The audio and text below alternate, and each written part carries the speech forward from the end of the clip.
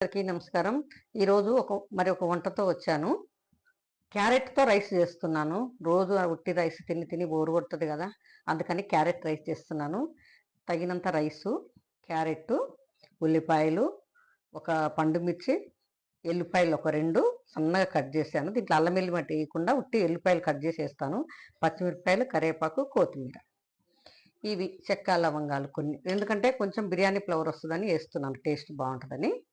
ఇప్పుడు నేను ఇది చేస్తాను చూడండి. వేసుకుందాం. కొంచెం నెయ్యి కూడా వేస్తాను దీంట్లో. ఆయిలే కాదు, నెయ్యి కూడా వేస్తాను. ఎందుకంటే నెయ్యి వేస్తే మంచి టేస్ట్ వస్తుంది అనమాట. ఇప్పుడు ఇవన్నీ వేస్తున్నాను.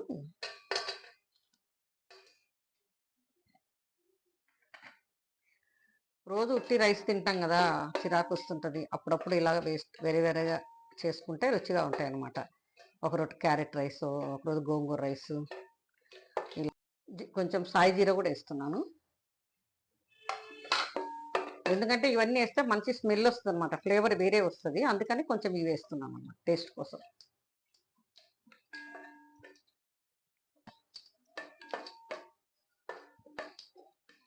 ఇప్పుడు ఎల్లిపాయలు వేద్దాం. ఎల్లిపాయలు వేగితే మంచి టేస్ట్ వస్తుంది కదా. సన్నగా తరుక్కొని వేసుకోవాలి. ఎల్లిపాయలు మంచి టేస్ట్ వస్తాయి అన్నమాట. అల్లం వెల్లిగడ్డ పేస్ట్ వేయకుండా ఎల్లిపాయలే. కొంచెం ఉల్లిపాయలు, ఒక గడ్డ వేస్తున్నా.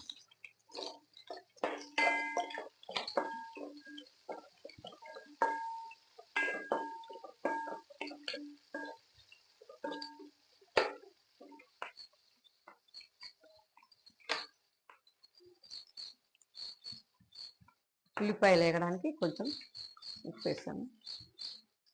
కొంచెం కొంచెం ఒక చిటికెడు పసుపు.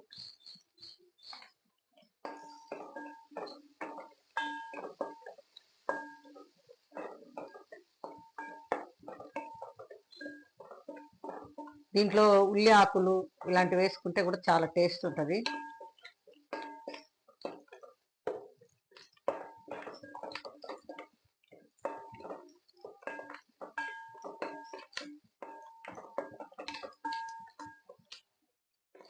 ఇప్పుడు పచ్చిమిర్చి వేస్తాను.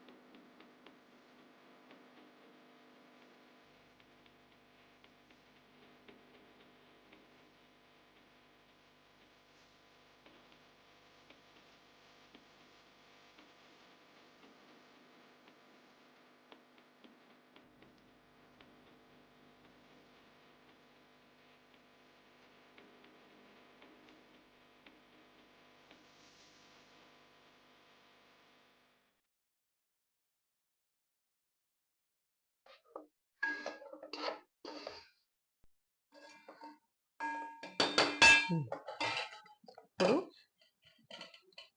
కొత్తిమీర వేస్తున్నాను కొంచెం.